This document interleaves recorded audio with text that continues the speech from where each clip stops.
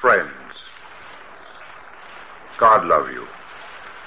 I want these to be my first words of greeting to you, as they will be the concluding words on each broadcast. God love you means God is love, God loves you, and you ought to love God in return. Why is it that so few realize the seriousness of our present crisis? Partly because men do not want to believe their own times are wicked. Partly because it involves too much self-accusation. And principally because they have no standards outside of themselves to measure their times. Only those who live by faith really know what is happening in the world. And well may our Savior say to us what he said to the Sadducees and Pharisees in his time when they asked for a sign. When it is evening, you say, it will be fair weather, for the sky is red. And in the morning, there will be a storm, for the sky is red and lowering. You know then how to discern the face of the sky. Can you not know the signs of the times? Do we know the signs of our times? They point to two inescapable truths. The first of which is that we have come to the end of the post-Renaissance chapter of history, which made man the measure of all things. The three basic dogmas of the modern world are dissolving before our very eyes. First, we are witnessing the liquidation of the economic man, or the assumption that man, who is a highly developed animal, has no other function in life than to produce and acquire wealth, and then, like the cattle in the pastures, be filled with years and die. Secondly, we are witnessing the liquidation of the idea of the natural goodness of man. There was no need of a God to give him rights, or a Redeemer to salvage him from guilt, because progress is automatic, thanks to science, education, and evolution, which will one day make man a kind of God.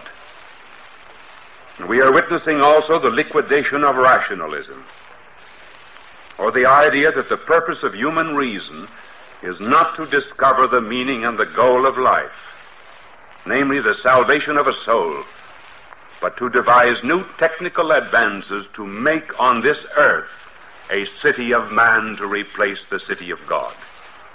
It may very well be that the historical liberalism of our modern generations is only a transitional era in history between a civilization which once was Christian and one which will be definitely anti-Christian. And the second great truth to which the signs of the times portend is that we are definitely at the end of a non-religious era of civilization. By that I mean one which regarded religion as an addendum to life, a pious extra, a morale builder for the individual but of no social relevance, and God as a silent partner whose name was used by the firm to give respectability, but who had nothing to say about how the business should be run. And the new era into which we are entering is what might be called the religious phase of human history. Do not misunderstand me. By religious, we do not mean that men will turn to God, but rather that the indifference to the absolute which characterized the liberal phase of civilization will be succeeded by a passion for the absolute. From now on, the struggle will not be for colonies and national rights, but for the souls of men. The battle lines are being clearly drawn. The basic issues are no longer in doubt.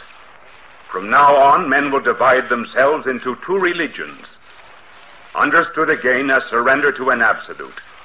The conflict of the future is between an absolute who is the God-man and an absolute which is the man-God. Between the God who became man and the man who makes himself God. Between brothers in Christ and comrades in Antichrist. But the Antichrist will not be so called. Otherwise he would have no followers. He will wear no red tights, nor vomit sulfur, nor carry a spear, nor wave an arrowed tail as Mephistopheles in Faust. Nowhere in sacred scripture do we find warrant for the popular myth that the devil is a buffoon who was dressed like the first red. Rather is he described as a fallen angel, as a prince of this world, whose business it is to tell us that there is no other world. His logic is simple. If there is no heaven, there is no hell. If there is no hell, there is no sin. If there is no sin, there is no judge. And if there is no judgment, then evil is good, and good is evil. But above all these descriptions, our Lord tells us that he will be so much like himself that he will deceive even the elect. And certainly no devil that we have ever seen in picture books could deceive the elect. How will he come in this new age to win followers to his religion? He will come disguised as the great humanitarian. He will talk peace, prosperity, and plenty, not as means to lead us to God, but as ends in themselves. He will write books on the new idea of God to suit the way people live, induce faith in astrology, so as to make not the will but the stars responsible for our sins. He will explain guilt away psychologically as repressed sex, make men shrink in shame if their fellow men say they are not broad-minded and liberal. He will identify tolerance with indifference to right and wrong. He will foster more divorces under the disguise that another partner is vital. He will increase love for love and decrease love for persons. He will invoke religion to destroy religion. He will even speak of Christ and say that he was the greatest man who ever lived. His mission, he will say, will be to liberate men from the servitudes of superstition and fascism, which he will never define. But in the midst of all his seeming love for humanity, his glib talk of freedom and equality, he will have one great secret, which he will tell no one. He will not believe in God. And because his religion will be brotherhood without the fatherhood of God, he will deceive even the elect. He will set up a counter-church, which will be the ape of the church, because he, the devil, is the ape of God. It will be the mystical body of the Antichrist that will in all externals resemble the church as the mystical body of Christ. In desperate need for God, he will induce modern man in his loneliness and frustration to hunger more and more for membership in his community that will give man enlargement of purpose without any need of personal amendment and without the admission of personal guilt. These are days in which the devil has been given a particularly long rope.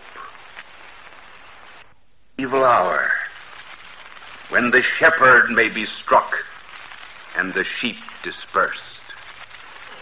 Has the church made preparations for just such a dark night in the decree of the Holy Father outlining the conditions on which a papal election may now be held outside of the city of Rome?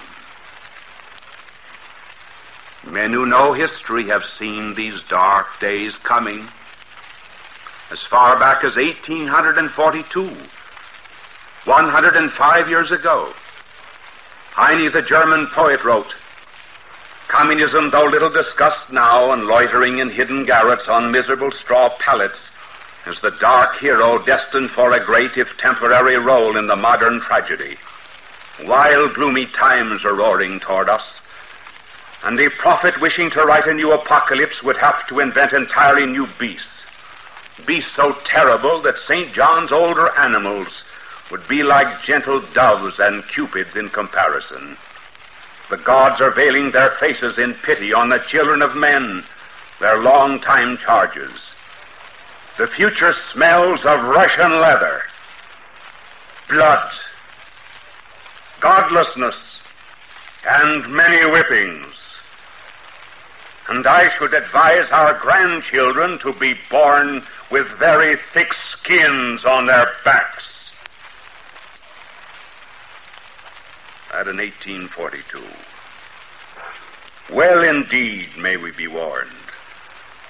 For the first time in history, our age has witnessed the persecution of the Old Testament by the Nazis and the persecution of the New Testament by the communists.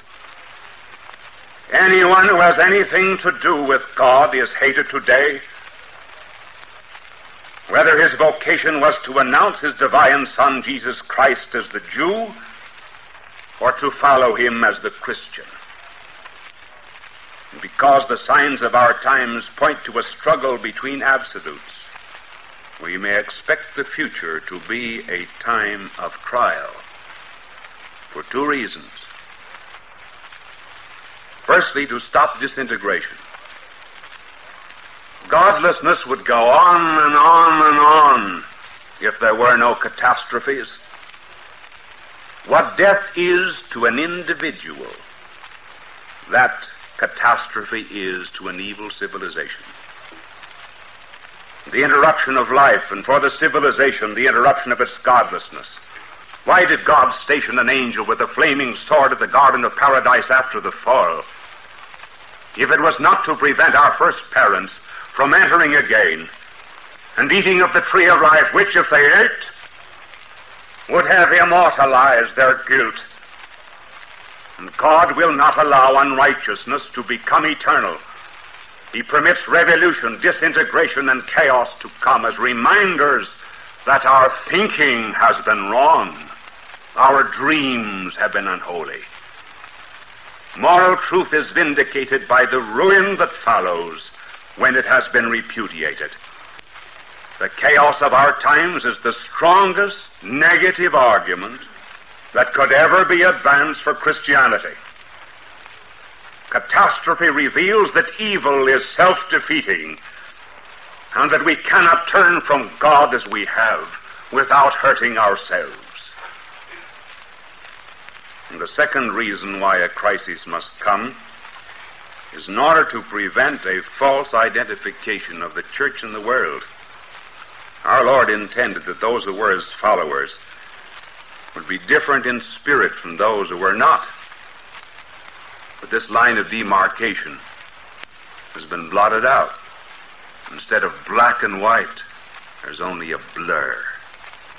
Mediocrity and compromise characterize the lives of many Christians. They read the same novels as modern pagans, educate their children in the same godless way, listen to the same commentators who have no other standard than judging today by yesterday and tomorrow by today, allow pagan practices to creep into family life, such as divorce and remarriage. There are not wanting so-called Catholic labor leaders recommending communists for Congress, or Catholic writers who accept presidencies in communist front organizations to instill totalitarian ideas into movies. There's no longer the conflict and the opposition which ought to characterize us. We are influencing the world less than the world influences us. There is no apartness. We who were sent out to establish a center of health have caught the disease, and therefore have lost the power to heal. And since the gold is mixed with an alloy, the entirety must be thrust into the furnace, that the dross may be burned away. And the value of the trial will be to set us apart. Evil catastrophe must come to reject us, to despise us, to hate us, to persecute us, and then we shall define our loyalties, affirm our fidelities, and state on whose side we stand. Our quantity indeed will decrease, but our quality will increase. It is not for the church that we fear, but for the world. We tremble not that God may be dethroned, but that barbarism may reign. And 3 practical suggestions then for the times, as Christians realize that a moment of crisis is not a time of despair, but of opportunity. We were born in crises, in defeat, the crucifixion. And once we recognize that we are under divine wrath, we become eligible for divine mercy. The very disciplines of God create hope. The thief on the right came to God by a crucifixion. And secondly, Catholics ought to stir up their faith. Hang a crucifix in their home. Remind them that they have a cross to carry. Gather your family together every night to recite the rosary. Go to daily Mass. Make the holy hour daily in the presence of our Eucharistic Lord, and particularly in parishes where pastors are conscious of the world's need and therefore conduct services of reparation. And finally, Jews, Protestants, Catholics, Americans, all of us, must realize that the world is summoning us to heroic efforts at spiritualization. It is not a unity of religion we plead, for that is impossible when purchased at the cost of the unity of truth, but a unity of religious people, wherein each marches separately according to the light of his conscience, but strikes together for the moral betterment of the world. The forces of evil are united. The forces of good are divided. We may not be able to meet in the same pew. Would to God that we did, but we can meet on our knees. And you may be very sure that no sordid compromises nor carrying of waters on both shoulders will see you through. And those who have the faith had better keep in the state of grace. And those who have neither had better begin to find out what they mean. For in the coming age there will be only one way to stop your trembling knees, and that will be to get down on them and pray. Pray to Michael. Michael, the prince of the morning who conquered Lucifer, would make himself a god. When the world once cracked because of a sneer in heaven, he rose up and dragged down from the 7 heavens the pride that would look down on the Most High. And pray too. Pray to Our Lady, and say to her, it was to thee was given the power to crush the head of the serpent who lied to men that they would be like unto gods.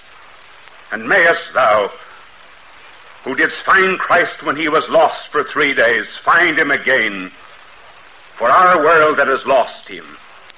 Give to the senile incontinence of our verbiage the Word, and as thou didst form the Word in thy womb, form him in our own hearts. Lady of the blue of heaven, in these dark days light our arms. Give back to us the light of the world, that our light may shine even in these days of darkness.